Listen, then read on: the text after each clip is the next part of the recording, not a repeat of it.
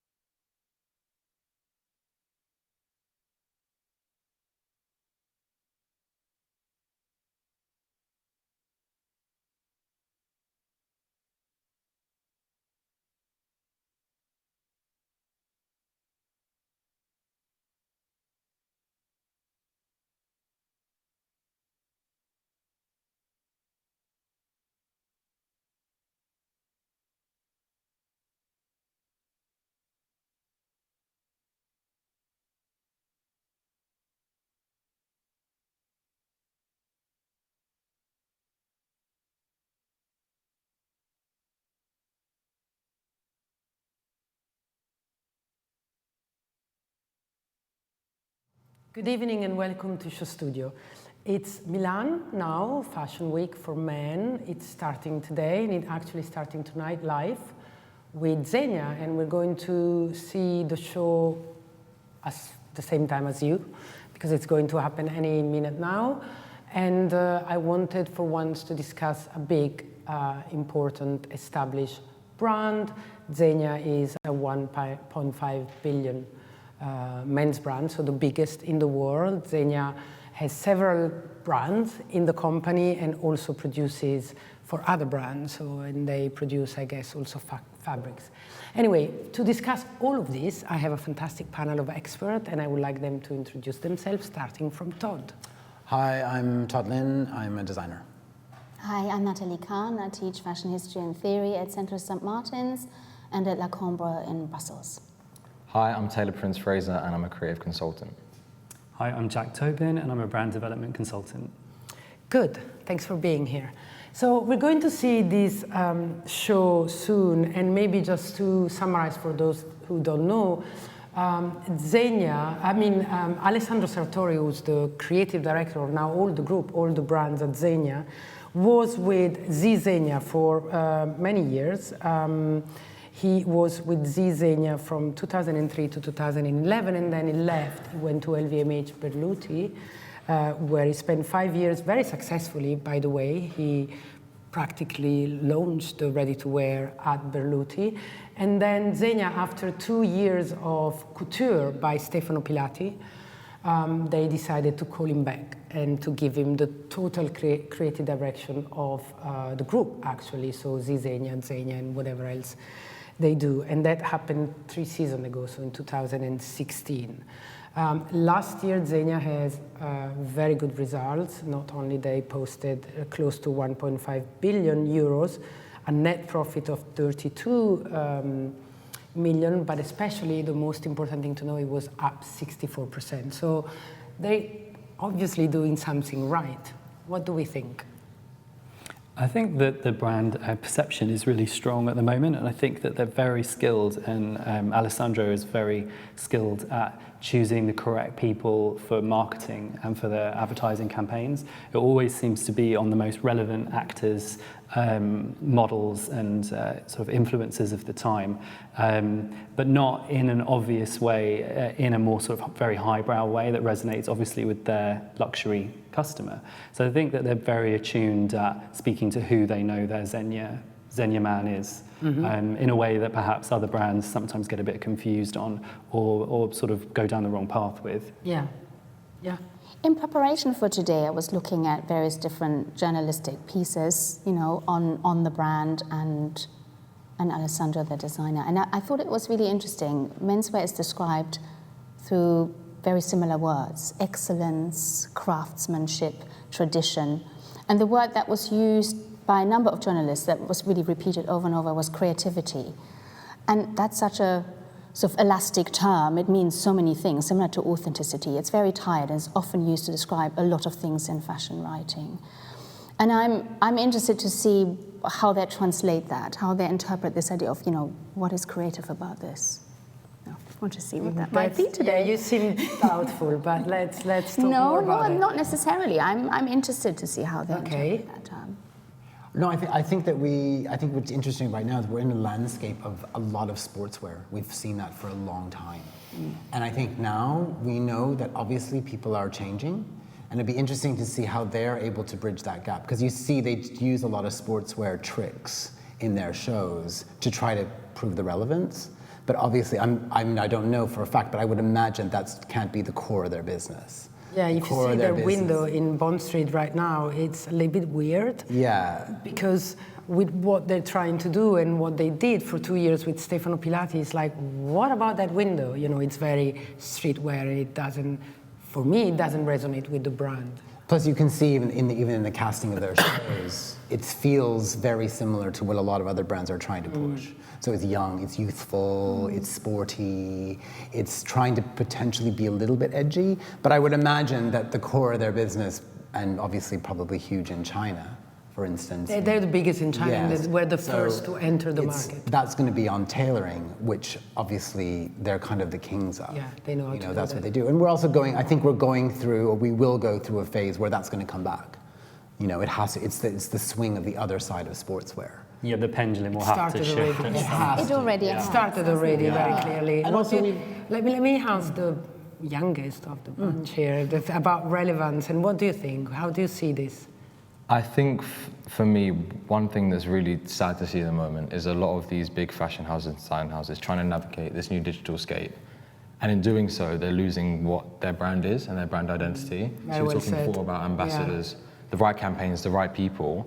That doesn't mean just, okay, cool, that person's relevant in streetwear, let's get them in. Like, what about their ethics and morals, them as a person, what they do on a day-to-day resonates with that brand? And I think it's quite easy to see when a brand's just kind of like, okay, cool, big following, they dress well, slap them on it, and then they'll sell the product for us without much thought going into it. And I feel like Zegna is one of those brands that they might not be as relevant as the other brands, but I feel like their relevancy is going to be more sustainable and there's going to be more longevity in it. I think they're smart in the sense that they're playing the long-term game. They're not just getting everyone in. You know, say, for example, you had someone like Riccardo TC come in, and it's great whilst he's there, but when he's gone and he has his thing about being a socialite and his network, once it's gone, he takes that with him to the next brand. So with this, I just feel like it's going to be a bit more sustainable and more long-term. Well, Alessandro knew, obviously Alessandro is someone who had a strong knowledge of the brand, which, by the way, reminds me of another Alessandro at Gucci. So, you know, there's this thing like, let's do it with someone who knows us well. And I think what Todd said is very important. I mean, Zegna should stand for tailoring and master of the craft. Yeah. And luxury. I absolutely love what Stefano Pilati did. It was so Me luxuriant, so lush, and so, for me, right for the brand in a relevant way. But then probably, I don't think it didn't work. I think they wanted Alessandro back and to give him the whole brand. For Do me, you have any insight? I loved the period of Stefano Pilati at Zegna. It was actually the first time that I felt like a sort of consumer desire to engage with the brand, because I think what his vision was for the brand was much more sensual and elegant. So chic. Alessandro also is doing an incredible job there, and it's interesting to look at his background, actually the fact that he originally studied textiles, and I was going to say the first thing I think of with Zegna before tailoring is textiles first and then tailoring. That's their heritage. And I think that that's what you can see his influence. Obviously menswear is so textile led, with the nuances of the fabrications, and probably like Todd was saying with the sportswear influence. And actually, I don't know if anybody's seen any of the Zegna collection at Pitti at the moment, but I've seen a lot of buyers' stories around it, all actually very positive around it.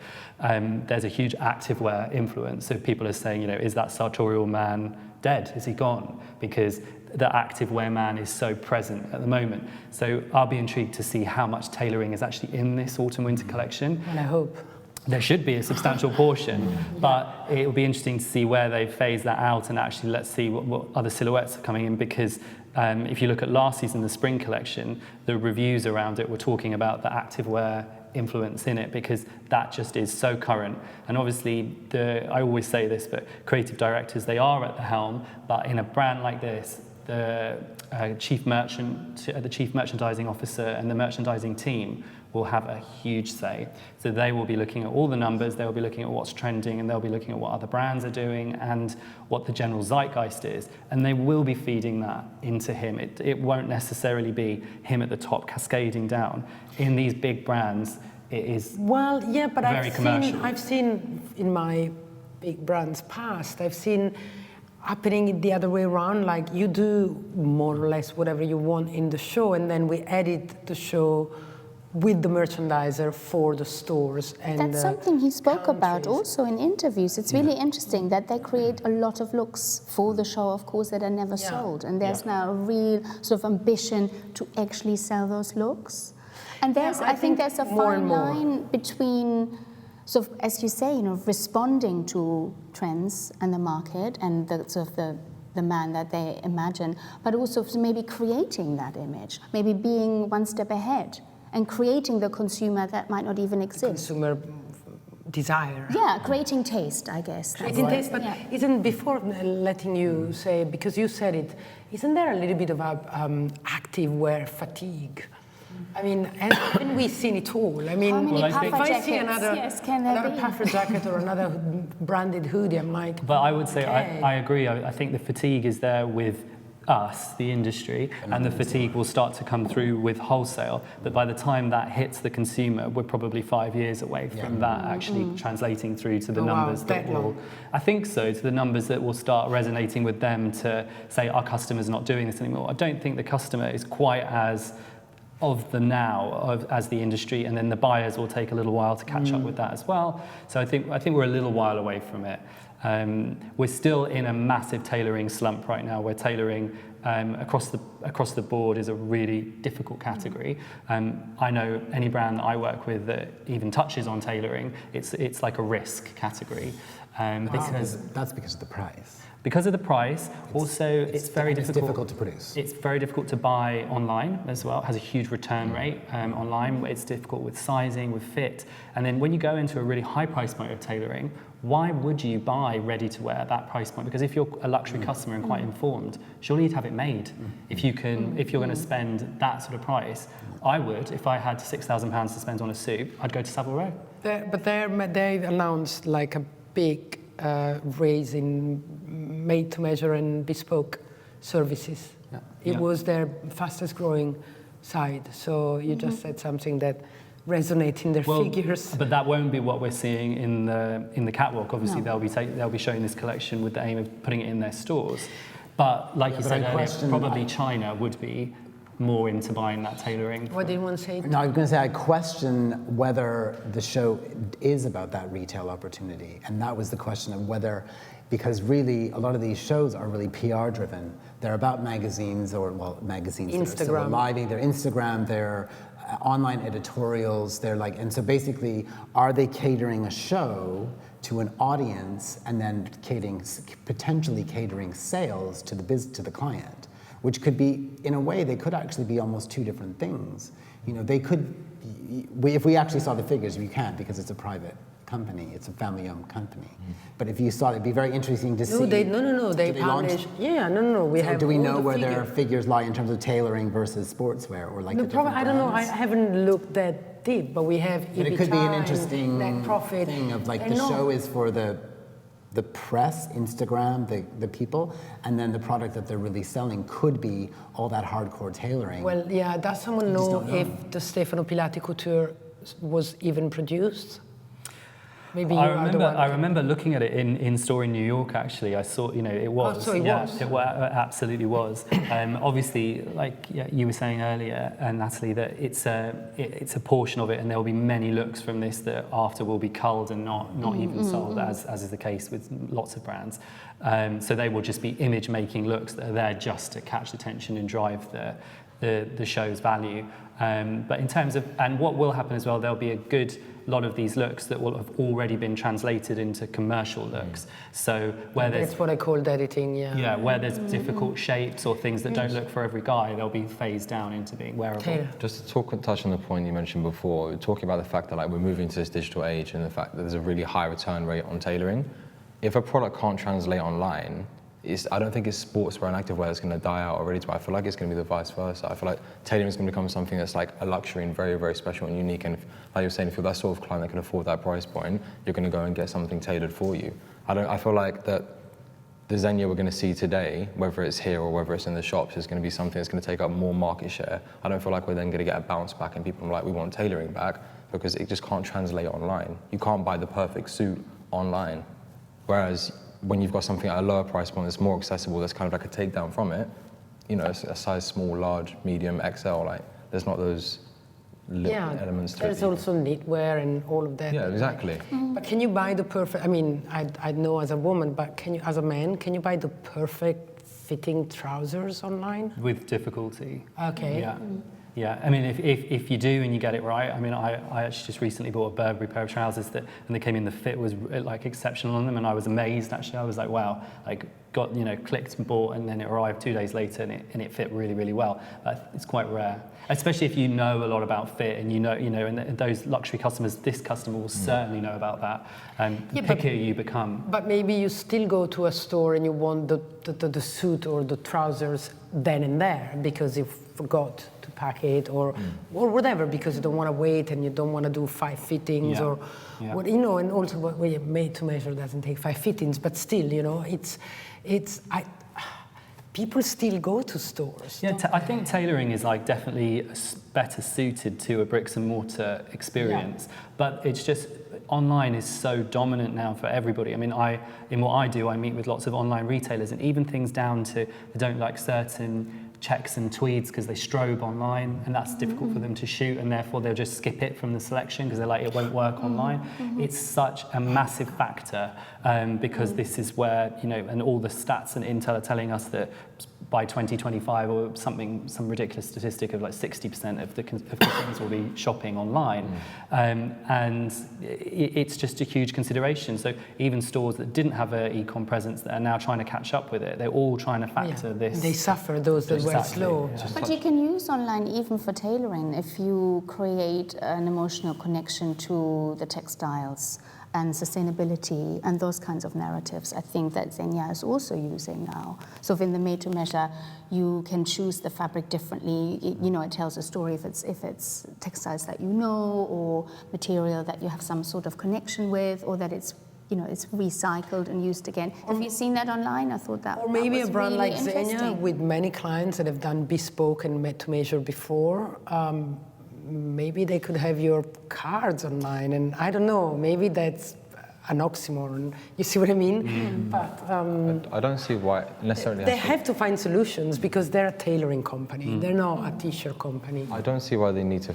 It has to be tailoring, or it has to be ready to wear, or it has to be a t-shirt or hoodie. I don't see why they can't do both well and incorporate elements of both either way. Oh, yeah. I feel like when we spoke about the Burberry show, I think in hindsight one criticism I'd have of it is the fact that there was 2 distinct elements to the show, and there wasn't that crossover and interconnection between the streetwear part and then the formal wear part. I feel like that in hindsight is quite lazy, and I don't feel like we're going to get that with Zegna. I feel like it's going to there's going to be like a red line of continuity throughout the show that will kind of show That's an where. interesting question. I saw in one interview that he said that he likes to keep those 2 elements quite separate. So it'd be interesting how they Sartori. Yes, yeah. It would be interesting to see how they resolve that for this show. I was thinking about what you said about Burberry, because did we do a panel together? Yeah. I remember that show. That was quite surprising. I mean, it was quite hard to react to it immediately, but in these months that have passed, and by going back and reading, I mean, it's been quite criticized, or not really online, but in the industry. And the more I look at it, and the more I think about it, the more I'm convinced that it was quite smart, actually. And I went to see the stores and some things, and I don't want to talk about Burberry, but for me, it wasn't that wrong, the fact that I give you some classic Burberry, and then I give you my vision, and I expect that now is going to put it together. I don't know. I think that it can't be a mistake. There was some strategy behind it. It was a safe choice, and it was a safe choice. Do you think so? Like we said on the, I said in the panel, it was like, he's showing like, you know, the consumer base of Burberry, the traditional consumer base of Burberry. I haven't forgotten you. He's showing a potential new market share. I'm coming for you. I would really like to see like the cultivation of the two intertwined into one show that wouldn't be so distinctly, like literally, I think it just stopped at one point with suits and then just went into like shorts and trainers. And there wasn't that like natural crossover that I would have liked to have seen, that I feel like we know that he's capable of doing. Yeah. Let's see, I'm looking forward to seeing Are the you next. going to do a Burberry I panel? would like to ask my team here, do we have the notes? Did someone receive the notes of this show? They're trying to get them. Because I honestly don't even know where it is. What is this? I can see these beautiful I think it's Art Milan Deco Central Station. Is it the central station? It is, yes. That's when you look on the Instagram. It's story, one of the that's most what beautiful happens. examples of I know. Littorian architecture. Yes. It's quite amazing, but I don't recognize it. I don't know. It's very But they dark have still. created a really impressive set. Sorry, I can't hear you. Oh, so you go to that, so sorry, my colleague said they built a structure in front of it, probably, but you wouldn't go to, it's such a beautiful monument.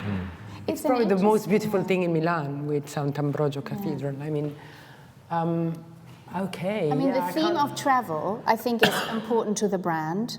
So to pick the central station Travel as... is important to Zegna. Yeah, I think so. I think so. Do you Thank you mean very much. literally or figuratively? It's like the journey that has come on and where it's going to? Or? Maybe. I mean, you know, this is open to interpretation. Yeah, you know, it is whatever. Milano Centrale, the railway station. Well done, somewhere, yeah. Nathalie. Endless then passage where I've individuals Sophia. of all walks of life have met for almost a century. So yeah, the traveling things is important. Borders keep being narrowed throughout the world, said Zegna artistic director Alessandro Sartori. I felt the urge to advocate the power of openness and multiplicity. There is a little bit of politics in every show, you know, this refugee and movement of people around the world. As fashion designer, expressing awareness and responsibility at every step of the creative process, from textile making to devising new categories of clothing to the staging of the fashion show in such a meaningful place. In doing so, I keep perfecting my vision of the contemporary metropolitan wardrobe, an idea of tailoring for a cross-generation of global customers. Interesting. So, well, it's a bit long. I'm not going to read it all, especially with my accent. Now we see the paparazzi in front of the celebrities. I don't see exactly who they are, but please help me waiting for this show. Well, I was just going to pick up on that line, Yeah. actually, obviously, that's in their press release, The tailoring. cross-generation of global customers, because I read that in a few different places from them, and it's obviously very much part of their manifesto, that they have said that they don't want tailoring to just be seen for an older customer and obviously streetwear for a younger customer. So they're trying to build this narrative around, you know, it being for a 21-year-old through to a 71-year-old. And that's very, very difficult to achieve for even the most established of brands. And when you start speaking, well, from my experience, when you start trying to speak to a lot of different voices across a lot of different generations, it's really tricky, it can go really wrong, but obviously this is a huge power brand, so if anyone can do it, they It's should be them, able to yeah. do it. So it'd be interesting to see. On this note, I would like to ask Todd, because Todd is a designer and he's always been the designer of the rock and rollers. You've always been a rock and roll designer, and yet you've done one of your best things is tailoring. So how did you do it, and how did you make tailoring rock and roll? Well, I think for me, I think the foundation of menswear is in tailoring. It doesn't matter what it is, it has to be tailored. It doesn't matter what your brand does, it's basically in the way that it's cut. And so, you know, we obviously were in this sportswear moment, but the foundation of real menswear is in tailoring. And that probably starts when you're talking about military, and you're talking about all these kind of elements, when the times when people had one outfit, and it was tailored. Sunday best. It was a suit or whatever. It wasn't, you know, that's kind of... So that's why, for me, tailoring is so important in menswear. You know, and I think that's... And obviously, when I look at what Zegna does, and I see, even when I'm looking at a show, you can see the cut, you can see the way the fabric In a bomber moves. jacket. you can tell that the product has a luxury edge to it just by seeing it move. I mean, I'm not so sure about whether it's when you see it flat as an image, but when you see it walking, you can tell that there's something special about what they do as a product. Yeah, that's interesting. And I think it's eye-wateringly expensive. So I'm not necessarily, I mean, I'm sure, like, obviously there's a lot that goes into that price tag, but that's sort of, so for me, I think in menswear, tailoring is the foundation. Okay. And also, when it comes to my background on the rock and roll side, it was that structure that basically gives men confidence and makes them feel It's interesting. that empowers them. The same way probably that it does when you put on a suit. You probably feel I'm a empowered suit as well. person, so, yeah. And I think that that's kind of what tailoring does. It's like an armor. It's like a protection. And I want to know if do you own a suit? And why? Tracksuit, yeah. So you don't Okay, even the bother. only reason why I don't own a suit is because, as you said, the only reason is because this price point. You know, there are so many suits that I see, whether it's Tom Brown, whether it's SLP, I'm like, I love that, but when it's $2.5 grand, I'm buying it You can't online. afford it yet. I know that I have problems with like fitting things because of proportions of my body. I'm not sample size, I'm not straight. Yeah. Just like, why bother? But it's something that. But then you would like a good suit if you wanted a suit, not a cheap suit. No. If you get a suit, you get a suit. But I just wanted to say that I think one of the interesting things looking at this press release quickly, a few things to pick out was the fact that you said it had a political narrative, the fact that there is this crossover between tailoring and almost streetwear, sportswear, the fact that he then talks about that the fabrics are recyclable and sustainable. Yes. It's almost as if like you could swap this out with a lot of other press releases from brands and it would read the same. Also, the soft sense of formality. I read it in every press release in London. Goodness. There are trends also, probably it's the same journalists writing. I think everyone's coming to the idea that, you know, that there is this new consumer that has a growing market share and they do need to appeal to that, and that consumer is worried about the sustainability of their product, they care about the environment, and they have a lot of spending power as well, which is why these brands are trying to capture them as a demographic. But yeah, I just wanted to point that out because I found They talk about yeah. knit. I told you knit is very much back. Yeah, that it's, you know, that it's vengeance. sort of repetitive in its wording, but I think there's something else as well that is probably symptomatic of why particular brands are repeating themselves and using the same themes and narratives, and especially on sustainability. I think it's also that sense that luxury brands are now more respectful of their customers. They try to be, at least. They have to be. Yeah, this idea of, you know, we are responding to what you care about. And I think that's a really nice development. I mean, even when you see someone like Karl Lagerfeld, Chanel talk about like a social issue in a positive light, you know that it's kind of perpetuating like the deepest, darkest corners of like an archaic world of fashion. And I feel like you said, it's something that everyone's picking up on because not only are they more respectful, but they're more responsive. They have to, otherwise they're just going to get torn down for it. There is something very interesting here. They're talking about this slogan with hashtag use the existing, where, and maybe someone can explain to me, maybe Todd, what it means that they use exclusive wool, cashmere, and nylon fabrics created with innovative processes from pre-existing sources. Does it mean that all the fabrics are recycled? It could be. I mean, there's that whole sustainability recycle mantra is very complicated because you never know what percentages or, you know, there are like legally you're allowed to say a lot of things that are give the impression that it's something else. So I don't know what they're doing, but they're probably, they're probably, because they're obviously experts in textiles, they probably have exclusive patents going through that they can use, and they won't allow anyone else to use the fabrics for like maybe 2 years or something. They're also recyclable as well. They say, yes, result is a luxuriously supple yet responsible fabrication that are recycled as well as recyclable. I think it's starting.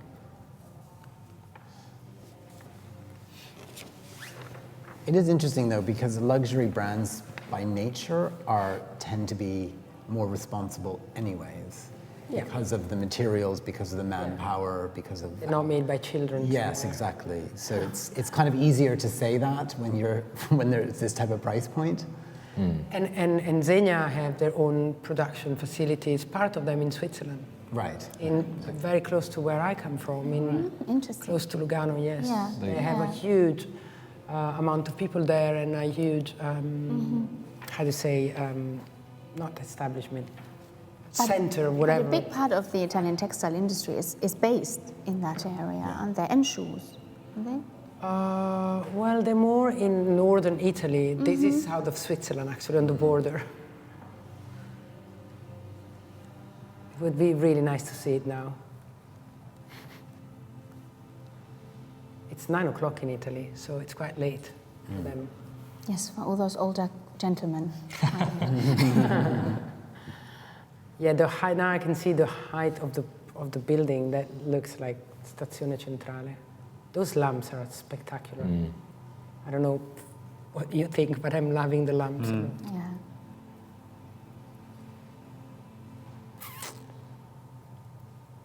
Come on. Are our audiences hearing the music?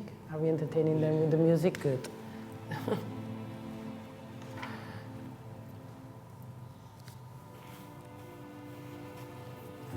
they go. What's a metropolitan palette of white? Yeah. That's really press release language. It's a bit flowery, yeah.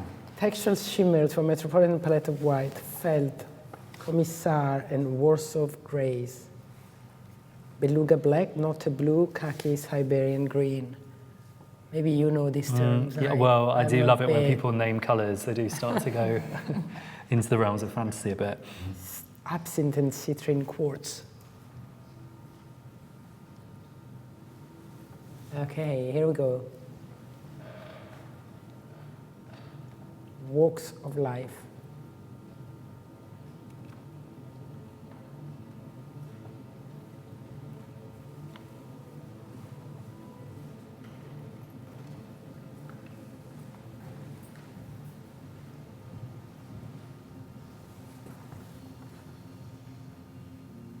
Also, all the passerby in the station can see it. They've got screens all over the station. That's really Yeah, nice. it's amazing actually that they've got Yeah, this that's the location. entrance, yeah, the main entrance. They got the staircase. Okay, we start with suits. And some great accessories as well. Those bags looked very nice that went past. They went past very quickly. I didn't have Yeah, time they to. look great though. Oh, look, yeah, it is the station in its splendor. It's very fast. Do you see anything?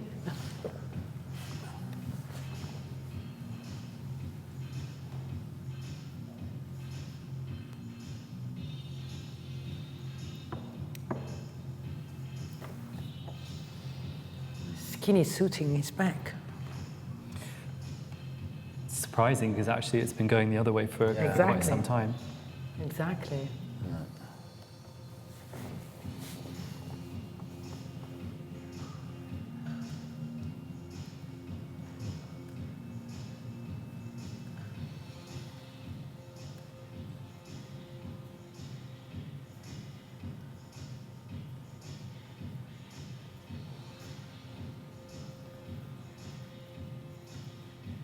Any comments? I think so far it looks like the top half on things is quite oversized and it looks quite sort of built up on the top half with a narrower proportion on the bottom, but it certainly looks more, I don't want to say streetwear because I think that's the wrong word, but it looks less formal. More Yeah. casual. Yeah. Yeah, but that's what I call trying to be relevant with your. I really like it. Yeah, I I'm really like liking so it far I too. like I'm looking at it and thinking there's a lot of stuff there that I I actually like the really block color also in a man, like the same color, the shirt, the jacket. It is interesting liking because it. there's a lot of tailoring, but they're styling it up Broken down. and making the silhouette more sporty. Yeah, but I think that's what they need to do because they need to give you an idea on how to make it look modern, right? Well, the answer to that then is sort of moving away from traditional codes and just breaking the looks down through styling. So there's a return to styling. And again, I think that is a response to what happens online. You know, social media is forcing the consumer to think about how can I individualize or how are others individualizing their look. Yeah, I agree, and we've seen that a lot, and it's happening more and more. The only thing here, and I guess on a screen when you try to buy, I cannot see the jacquard, you know, all those things they're talking about, because I see more styling than product, but that's not their fault. That's the nature of the screen. Do you see that movement you were talking about, Todd? Do you see the perfection of the cap? Less so in this than other ones, but because I think there's more structure in the pieces. You know, like I can see, you can see a lot of structure that's existing, which is interesting as well. I mean, the fabrics look beautiful, and it certainly looks extremely luxurious and expensive.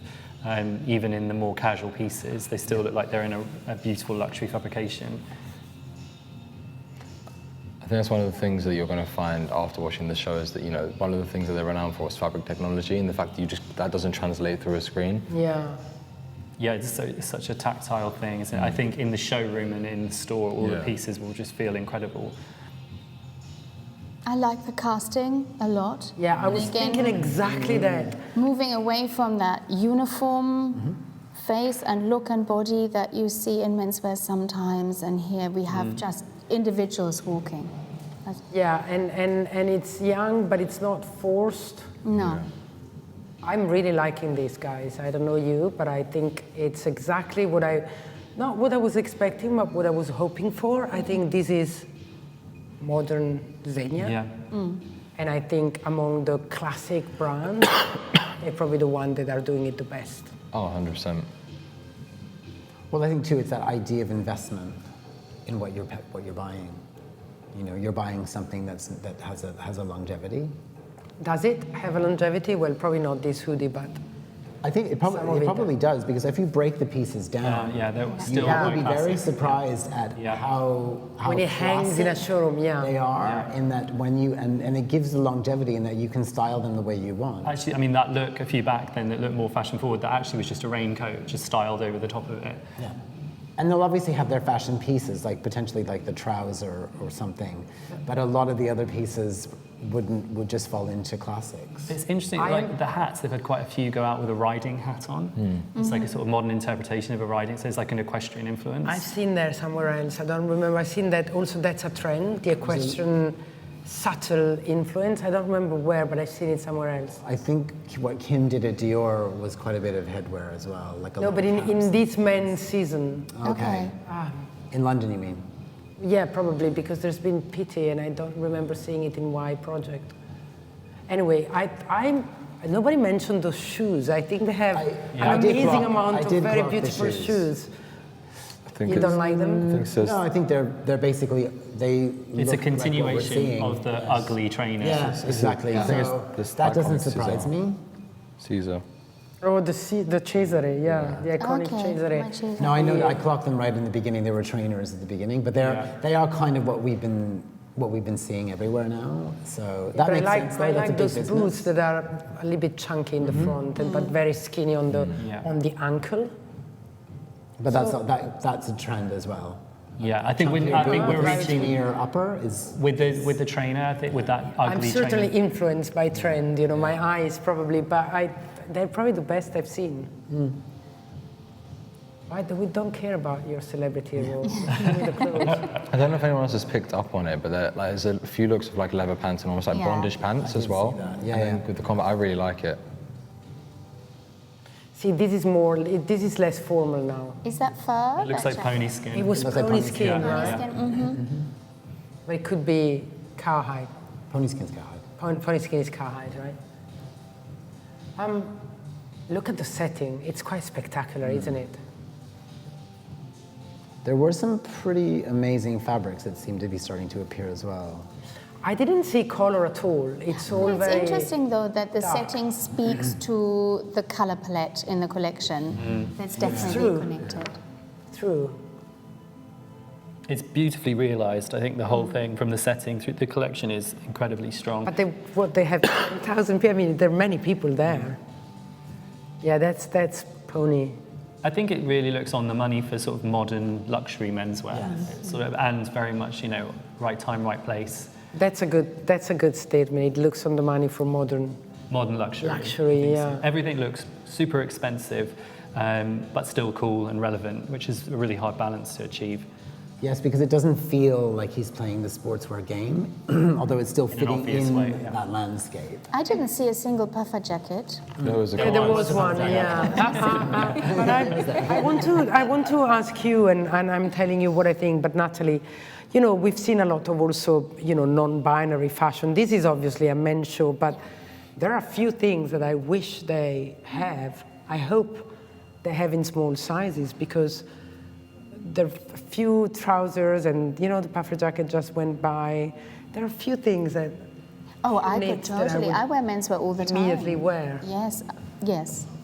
So do you think they try to cater to women as well? I'm sure they have that customer group. Definitely women that, like you said, enjoy wearing menswear, and they'll go down to an XXS perhaps in some things. Yeah, probably Zegna is the last one we would think about, because it would go, right? It's such a men's brand. You would probably think from a production point of view that if you're at capacity, that would be a part of the market that you don't need to worry about. Okay. You know, like you have to think about your time. So if I can make X number of pieces, if I can do it, if they've got space in a factory, then it makes sense to do it. If they don't, They probably have, but then, you know, it's a risk. That coat, I don't know, are they men on it? That coat was spectacular. you can see, it's difficult to see some of the fabrics on the screen, but you can see quite something dark, pretty yeah. spectacular, yeah. I was not so keen on the 3-cross logo. I'm not. Where did you see it? I not- didn't see it. Well, it's the branding. So you saw it before the show started. Oh, the one that but was it's on the- not yeah. repeated in the show. I don't see it on any of the accessories. I've not seen it on the footwear, and I think that's a really smart move. But you see it a lot online. You see it on Instagram. Those Yeah, three. this is a show that we will It have was to- running down the digital screens, wasn't it? Yeah, and it has been used, especially in the footwear, before, and I don't see it anymore, which I think is great. Oh, there in that jumper. There's a That bit of jumper it. has the same motive of the coat that I thought Yeah. was. Plus, it's not an excessive show. It's that they've stuck to a point and they've done it rather than making 150 looks. So do you see a signature? Do we recognize Zegna here? I Maybe think that's for I you. was just going to say I think it's the complete opposite. That I think it's so luxury that it doesn't want to be recognised. Yeah. Okay. I think it's just purely about those that understand fabrics, and that sort of elite customer know that it's luxury and it isn't instantly recognisable in a Gucci sort of way or in a logoed way. It has to play on connoisseurship. Yeah, It's absolutely, so much more powerful if you know that the other people can read it, rather than that you tell them. Yeah, probably their signature, as you said, is the modern luxury and the real And more luxurious the anonymity cuts and- maybe of it. and the anonymity. I yeah. think so, because these pieces are really special, but they're not screaming a brand. But those that know definitely know, I think. There he is. Very chic man. He's stuck in rush hour. Look at this. So apt for the location. Yeah, he's slaloming among the models. Well done. Good job. It's nice to see him representing the brand as well. So a lot of designers come out and they don't actually look anything like what they've designed, but he actually looks like he's wearing That's a Zegna. good point. And I thought that about Stefano Pilati a lot too. I mean, when he was coming out after his San Roche show, I didn't feel that, but his 3 coming out after Zegna Couture, he was the model of it. Yeah, Right? super chic. He's always been a really chic man. Yeah, but Alessandro is very chic Yeah, too. yeah, in a more put together way. And I think he's found his place there. I think he's happy. Good fit. I mean, amazing show. I think it looks great. Yeah, I think so. So are we happy with this? Shall we also give him a round of applause? Thank you. Yeah, goodbye. But obviously they're like, it's because it's a manufacturing base as well, which is obviously so key to the product. Are we on? Are we on? Okay, I thought we said thank you, goodbye, but go ahead. No, I was going to say because one thing we didn't speak about was Tom Brown. I That know, they bought 85% yes. of They Tom. both, yes. Yes. They were producing him before they bought it, but I think that's a big kind of forte for them, is that the fact that they produce. So they have the capability to make these But I amazing think that's things. more of a thing for Tom Brown himself than for Zegna. I mean, Zegna, well, probably they need that, publicity that they had about this incredible thing that they did. But Tom will benefit from, you know, all the infrastructure around it more than Zegna will benefit from Tom's. But No, then they were already he producing brings, his but he clothes. brings that customer base, don't we think? That Tom Brown with the Does it? image. Do we don't think know. that customer base will go now to Zegna? It's not. There's There would be a possibility. pity. I think it's about quality. Because the one thing about Tom's tailoring is it's exceptional. The quality is incredible. Yeah, yeah. You know? And the price point. The price point is obviously probably not the same as Zegna, but it's pretty. quite high. Still up there. It's still expensive. And it's yeah. very high also because they produce little, so Yeah, but they were producing him quite a few seasons before they bought into him. That relationship has been going for a while. yeah. Everything. Yeah, so it's a fine, I mean, like we produce it anyway, so Yeah, let's essentially, buy it. exactly. Yeah. Yeah. But I think I think when you look at what you were talking earlier about the idea of how difficult it is for a designer to have tailoring, because it's difficult to make and it's expensive, and so they're in a situation where they kind of have that, they can control that. So do you think there's economy of scale by doing, 100%. so that means that probably Tom Brown's prices will decrease a little bit? Potentially, or the margins will go up. Yeah, that's a good point, but we hopefully not because, you know. But it is, Probably but the latter. you have that's The latter, yeah. like for someone who obviously I work in tailoring as well. It's difficult because you need the machinery, you need the manpower, you need all of that. That's why Italy's kind of they've got all that in place and the people who can do it. Yeah, the art, they're almost artisan. There's a lot of hand 'cause finishing. it's not like all done by a computer. No. Anyhow, thank you so much. We tried to conclude a second time, and see you soon. Bye bye.